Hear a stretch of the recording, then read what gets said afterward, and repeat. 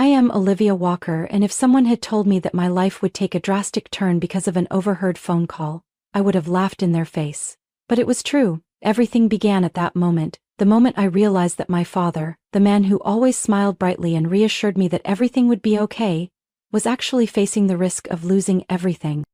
I grew up in a middle-class family in the small town of Riversdale, Oregon.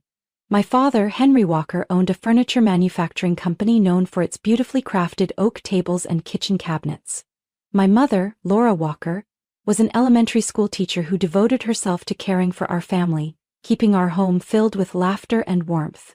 My parents were the typical hard-working American couple of their generation, loving and dedicated, but rarely sharing their struggles with their children. We weren't wealthy, but we didn't have to worry about money either. I attended the best school in the area, joined the art club, and spent weekends on family outings in the nearby hills. Although my father was always busy with work, he never forgot to ask me about my drawings or the dreams I wanted to pursue. To me, life was almost perfect. Until one evening when I accidentally overheard my father's phone conversation. That day, I came home earlier than usual after finishing my first ever job interview. I was about to head to the kitchen when I heard my father's voice coming from his office. Normally calm and reassuring, his voice was tense and sharp this time. "No, I won't let you take over my company," my father said, his words clear and cutting. "I've worked my entire life to build it, and I'm not going to give up." I froze in the hallway. Someone was trying to take over his company? Why hadn't he ever mentioned this before? I wanted to step in and ask, but my feet felt rooted to the spot. I stayed there and listened to a few more lines, enough to understand that his business was in serious financial danger. Then, he hung up. At dinner that night, my father seemed like his usual self. He joked about a strange customer who wanted to order a table in a bizarre shape. My mother laughed, but I stayed quiet, observing him closely. I noticed the fine lines around his eyes and how his smile didn't quite reach them. These were details I had never paid attention to before. It dawned on me, he didn't want my mother or me to worry, but that only made my anxiety grow. His company was his pride and joy, the product of a lifetime's work. If he lost it, I couldn't imagine how it would affect him. That entire night I lay awake, my mind racing with questions. I didn't know much about business or finance, but one thing was certain. I couldn't just stand by and watch my family be consumed by this storm. I had to do something. I didn't know what I could do yet, but I was determined to figure it out. The next morning, after my father left the house, I opened my laptop and searched for information about his company. It didn't take long to find out who was trying to take it over. A powerful businessman from Portland named Richard Blake. From that moment, I knew my life would never be the same again. I couldn't just let everything fall apart without doing anything. After gathering all the information I could about Richard Blake, the man targeting my father's company, I decided I had to meet him in person. It sounded crazy, but I had no other choice. My father would never ask anyone for help, and I knew he wouldn't allow me to get involved. So, I had to take matters into my own hands. Blake Industries, Richard Blake's corporation, was located in a sleek high-rising building in downtown Portland. I had never stepped foot in a place so grand and powerful. The lobby was vast, with polished marble columns, and people in expensive suits hurried by without giving a second glance to a young woman like me. I walked straight to the reception desk, where a neatly dressed woman in uniform peered at me through gold-rimmed glasses. "May I help you?" she asked, her tone professional but slightly cold. "I'd like to see Mr. Richard Blake," I said, trying to keep my voice steady. She raised an eyebrow, as if I had just said something ridiculous. "Do you have an appointment?" "No, but it's very important. It's about my father's company, Walker Furniture." She stared at me for a moment, then sighed, as though she was used to people showing up without appointments. "One moment, please," she said before dialing an internal number. A few minutes later, I was directed to the top floor. My heart pounded as I stepped out of the elevator. Richard Blake's office was enormous, with floor-to-ceiling windows offering a panoramic view of the city. He stood there with his back to me, his tall frame and neatly styled salt-and-pepper hair commanding presence. "Olivia Walker, is that right?" he said, turning around. His cold, piercing eyes locked onto mine. "You're here about your father's company, am I correct?" I nodded, swallowing the lump of anxiety in my throat. "Yes, Mr. Blake. I want you to stop the takeover of Walker Furniture. It means everything to my father." He smirked, though it wasn't exactly a friendly smile. I'm sorry, Miss Walker, but this is business. No one backs down just because of a polite request. I clenched my fists, refusing to let fear show on my face.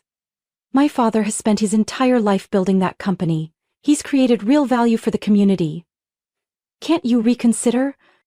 Richard Blake walked over to his desk and sat down slowly. You have a strong spirit, I like that, he said. But this isn't as simple as you think. However, he paused, his gaze turning calculating. There's a way. If you truly want to save your father's company, we can make a deal. A deal? I asked, sensing something was off. My son, Ethan Blake, needs to grow up and take life seriously. He's been living too freely with no sense of responsibility for the family business. I need someone by his side to help him settle down and become a worthy successor. I was stunned. What do you mean? Richard leaned back in his chair, a slight smile playing on his lips. Marry Ethan. If you agree, I'll withdraw from the takeover and ensure your father's company remains safe. I froze in disbelief. This proposal was beyond imagination. Marrying someone to save a company? I had anticipated many things, but not this. Yet, when I thought of my father and everything he had sacrificed his entire life to build, I knew I couldn't reject the offer outright. I need time to think about it, I said, my voice hoarse with emotion. Very well, but don't take too long, Richard Blake replied. Opportunities like this don't last forever, Miss Walker. Leaving his office, my mind spun with the weight of the decision. I stood at a crossroads that no one ever wanted to face. From that moment, I understood that my life would never be the same again. I couldn't sleep that night. Richard Blake's proposal kept echoing in my head. Marry his son, Ethan Blake, to save my father's company. It sounded like something straight out of a bizarre novel, yet it was now the reality I faced. My choices were limited. Either accept or watch my father's lifetime of work collapse. The next morning, I found myself once again standing in front of the Blake Industries building, my heart heavy. Richard Blake gave me a satisfied smile when he saw me return so soon. He didn't ask any questions, but simply led me to a conference room where Ethan was waiting. Ethan Blake was nothing like I had imagined. I expected a polished, arrogant, rich kid. Instead, he appeared in a wrinkled, short-sleeved shirt and faded jeans. His brown hair was slightly messy and his blue eyes looked hazy, as if he had just woken up from a long night of partying. When I entered, he glanced up, raising an eyebrow. So, you're the girl my father wants me to marry? He let out a sarcastic laugh, a smirk spreading across his face. What is this, some kind of joke? I didn't flinch. Listen, I don't want to be here either. But we both know that neither of us has many choices, right? Ethan shrugged, leaning back in his chair, a hint of amusement in his eyes. Yeah, you're right. I guess my father put you in a position where you couldn't say no. And he's doing the same thing to you, I retorted. Ethan chuckled softly, this time without the sarcasm. He extended his hand. I'm Ethan. Looks like we'll have to get used to each other. I shook his hand, feeling the warmth of his slightly calloused palm. I'm Olivia. Let's try to get through this with as little pain as possible. We began dating according to his father's plan. Our meetings were meticulously arranged. Dinners at upscale restaurants, attending concerts, and making public appearances as the perfect couple. But nothing about it was perfect. An invisible wall remained between us, and we both knew this marriage was just a business deal. At first, Ethan had no interest in his work or family responsibilities. He spent most of his time partying with friends, ignoring his father's reminders. It drove me crazy more than once. Do you have any idea what your father expects from you? I confronted him one night, after he came home reeking of alcohol. That's his problem, not mine, he replied lazily. And what about me? I shot back. I've sacrificed a lot to be here. Do you think I wanted to live a life that was arranged like this? Ethan paused, staring at me intently. I never really thought about it that way. I guess both of us are stuck in this, aren't we?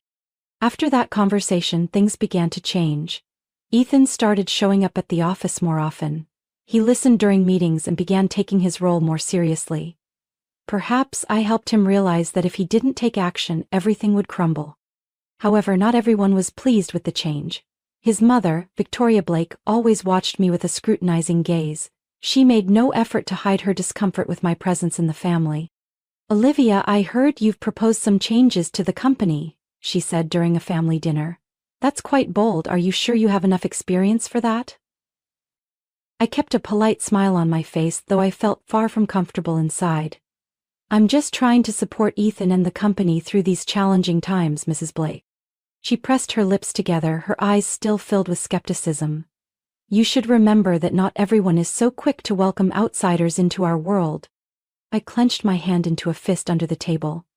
"I understand that very well, Mrs. Blake. But I'm not here to be an outsider. I'm here to help this family and the company overcome its challenges." The silent battle between me and Victoria Blake had just begun, and I knew there would be many obstacles ahead. But I had come too far to turn back. I was determined to win the game they had forced me to play. The marriage between Ethan and me was relatively smooth in the first few years. Although there was never any deep passion between us, we built a relationship based on mutual respect. Ethan gradually improved at work, proving that he was capable of more than just relying on his father. If his father were still alive, he would have been proud of the man Ethan was becoming. But then, life threw us another curveball, and everything was turned upside down once again. We decided to try to build a real family. I wanted to have children, hoping it would bring us closer together. But after several months of trying without success, I began to worry. We underwent a series of medical tests, and finally, the doctor delivered news that left both of us silent in the examination room. "I'm sorry, but Ethan is unable to have children," the doctor said gently, as though afraid his words might shatter our hopes completely. I felt Ethan tense up beside me. I reached out to hold his hand, but he pulled away, avoiding my gaze. The entire drive home, neither of us spoke a word. After that day, Ethan changed. He was no longer the man who was striving to work hard and build a future. Instead, he seemed to regress into the irresponsible version of himself from the past, avoiding conversations and spending more time drinking and attending late-night parties. On the rare occasions he was home, he was either irritable or cold toward me. "We can't keep living like this," I tried to talk to him one night after he came home late, reeking of alcohol. "Do you think I want this?" he snapped, his voice strained with anger. "I never wanted this marriage in the first place. It was all for my father, and now what? I have nothing." His words cut through me like a blade. I had sacrificed so much, putting my hopes in a better future for both of us, but Ethan had now completely given up. I realized that I couldn't continue depending on him for happiness. I needed a new purpose for my life. A few weeks later, I decided to establish a charity foundation for children with cancer, using the connections and experience I had gained from the Blake family. This initiative not only gave me a renewed sense of motivation, but also helped me understand the true meaning of dedication and responsibility. While I poured my heart into the charity work, Ethan continued to spiral deeper into self-destruction. His absences from the company became more frequent. The board of directors was growing impatient, and I couldn't stand on the sidelines any longer. One evening, I decided to confront him directly. "Ethan, you can't keep doing this," I said firmly. "Do you have any idea how serious the situation at the company is? They're about to lose faith in your leadership." Ethan gave a sarcastic smirk. "Why do you care? It's not your company." "I don't care anymore. If they want me gone, fine, there's nothing worth fighting for." It felt like I was talking to a complete stranger. Ethan was becoming more distant, drowning himself in disappointment and resentment. No matter how hard I tried, I knew I couldn't save a man who refused to save himself. Gradually, I shifted my focus entirely to the charity foundation, avoiding unnecessary confrontations with Ethan. All that remained between us was silence and an unbridgeable gap. I wondered if this was a sign that our arranged marriage was nearing its end. As time passed, our arguments became more frequent and intense. Ethan sank further into despair and aimlessness. On several occasions, he blamed me for everything that had gone wrong in his life. At first, I tried to endure it, but my patience had its limits. One night, Ethan came home drunk. When I tried to talk to him, everything exploded. "What do you want me to do, Olivia? Since the day I married you, my life has been nothing but failure," he shouted, his bloodshot eyes filled with anger. "Don't blame me, Ethan. You gave up on everything before either of us had a real chance to try," I fired back, my voice trembling with rage. "A chance? What chance?" he sneered. "This whole marriage was just a joke orchestrated by my father and you? He forced me into this, and you're nothing but a puppet. doing everything to protect your family's damn company." His words hit me like a punch to the gut. I had sacrificed so much, put in every effort to support him, and all I got in return was bitterness. "I've had enough, Ethan. If you want this to end, fine, but don't think for a second that I'll let you drag me down with you." Ethan stared at me coldly, then let out a bitter laugh. "End it? You think I'll just let you walk away that easily? You have no idea who you're dealing with." The conversation ended with a tense, threatening silence. A few days later, I received a packet of documents, divorce papers, from Ethan. It seemed he had decided to give up on everything, but I knew this wasn't the end of it. I immediately contacted my family's lawyer, Mr. Bennett, who had worked with my father for many years. I wanted to ensure that both my rights and the company would be protected. When I met with him, I received news that left me stunned. "Olivia, there's something you need to know," Mr. Bennett said as he opened an important file. "Before he passed away, your father transferred full ownership of the company to you. Ethan has no control over it whatsoever." I stared at him in shock. "What do you mean? Ethan doesn't know about this?" "No, he doesn't. Your father handled it very discreetly. He wanted to protect you from any potential risks." The information left me both surprised and relieved. Even after his death, my father had thought about my well-being. I silently thanked him for his foresight, but also knew that this would drive Ethan into a fury. And I was right. A few days later, Ethan showed up at my house in a fit of rage. "You think you've won, don't you?" he shouted. "You secretly took everything. Your father stole my inheritance, and my mother didn't leave me a damn thing. It's all your fault." I stood tall and faced him. "Ethan, you destroyed everything yourself. No one stole anything from you. My father did what he had to do to protect his family's legacy, and if your mother left her estate to me, it's because she saw something you never did. That I deserve it. Don't give me that self-righteous crap." Ethan roared, but I could see the desperation in his eyes. He stormed out, leaving behind a whirlwind of emotions within me. This marriage was truly over. There was nothing left to salvage. From that moment, I knew I had to stand up for myself, protect what was mine, and keep moving forward. The next day I signed the divorce papers, feeling more at peace than ever before. For the first time, I truly felt in control of my life. A new chapter awaited me, one free of burdens and ties to the past. Now, I was Olivia Walker, a completely free woman. After signing the papers, I knew I needed to focus entirely on work. Walker Furniture was now my responsibility, and I couldn't let Ethan's failures jeopardize the legacy my father had built. To help me navigate the challenging early months, I hired a business consultant named David Carter, an expert in corporate restructuring. "You have great potential, Olivia," David said during our first meeting. "But the important thing is that you need to learn to trust your own decisions. It won't be easy, but I believe you can do it." His encouragement boosted my confidence.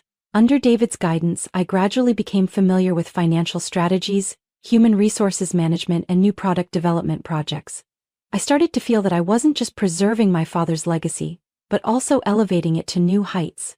The business reports for the first quarter after I took over showed significant improvement, and for the first time I experienced a sense of pride I had never felt before.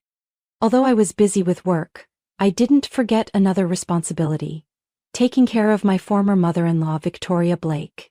After Ethan had left my life, Victoria seemed to see me in a different light. Perhaps her final days had given her time to reflect on the past and the conflicts that had strained our relationship. "I didn't expect you to still be here for me," she said one afternoon when I visited. "After everything that happened, I thought you would have abandoned me." I smiled gently. "No matter what, you're still part of a family I once belonged to. I don't want anyone to face illness alone." The time I spent with Victoria became a period of healing, not only for her but for me as well. We had long conversations about mistakes, the unrealistic expectations she had placed on Ethan, and the pressures she had endured. I began to understand more about why Ethan had become the person he was, even though it couldn't change the past. Victoria gradually weakened, but I remained by her side. One quiet evening, as I adjusted her pillows, she gently took my hand. "Thank you, Olivia. You are a strong and remarkable woman. I hope you find true happiness in the future," she whispered, her voice weak but sincere. Tears welled up in my eyes, but I kept smiling. "I will, Mrs. Blake, and thank you for believing in me." She passed away a few weeks later in my arms. I personally arranged her funeral, ensuring everything was dignified and meaningful. Ethan did not show up, which saddened me, though it was no longer a surprise. A few weeks after the funeral, Victoria's lawyer Charles Fisher contacted me. Olivia, there are some matters in Mrs. Blake's will that you need to know. I believe you'll want to come to the office to hear the details in person. When I arrived, I was surprised to see Ethan there. He sat with a disheveled appearance, dark circles under his eyes and a face filled with resentment. A young woman, likely his new girlfriend, sat beside him, visibly uncomfortable. "You're here," Ethan growled, his eyes full of hostility. "I'm sure you manipulated everything to take what was my mother's." I didn't respond. I waited for Mr. Fisher to begin reading the will.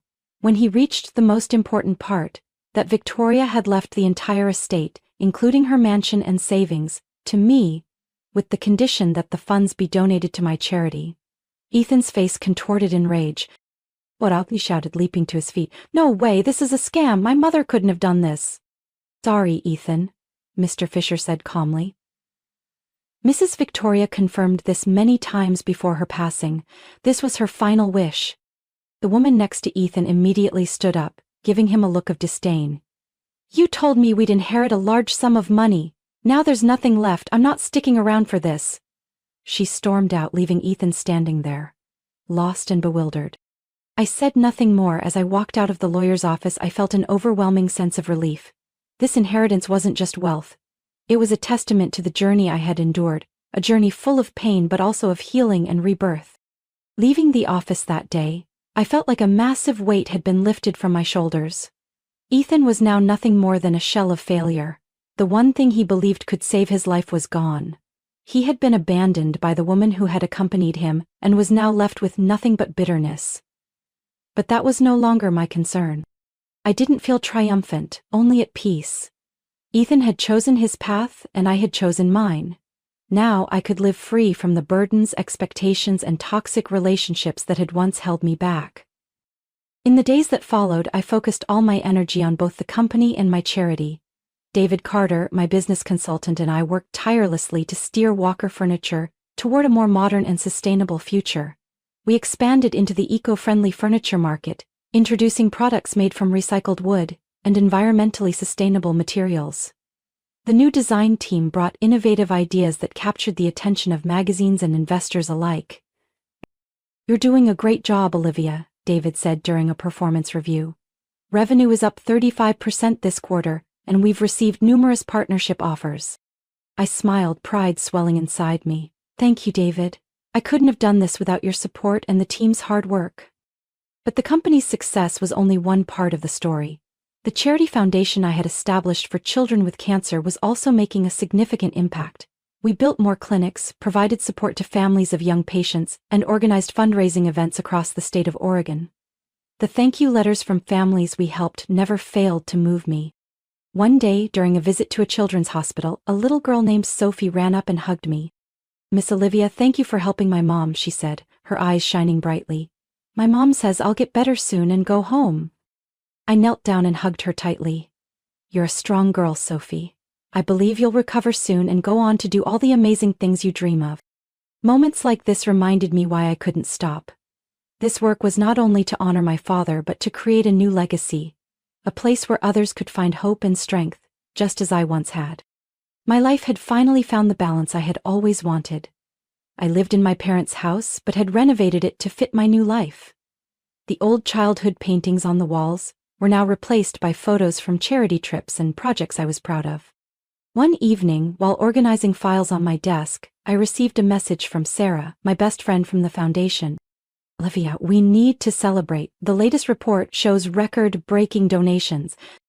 I smiled and replied, "That's amazing, Sarah. Set up a meeting. I'll treat everyone to a big dinner." That night, in the cheerful atmosphere of the celebration, I looked around and realized that I had truly escaped the shadows of my past. Ethan, Richard Blake, and the old pressures were now distant memories. I had reclaimed my strength, gained control of my life, and no longer depended on anyone. When I stood to give a speech thanking the team, everyone's eyes sparkled with joy. We had all overcome challenges to achieve the success we celebrated today. "Thank you all for standing by me," I said.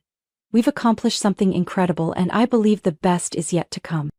Applause filled the room, and I smiled brightly, knowing that I had finally found where I belonged. A life I fully owned, filled with hope and aspirations clearer than ever before. Olivia Walker's story is a journey of overcoming adversity to find strength and purpose. From a painful arranged marriage, she learned to stand up for herself, gain control of her family's company, and build a successful career.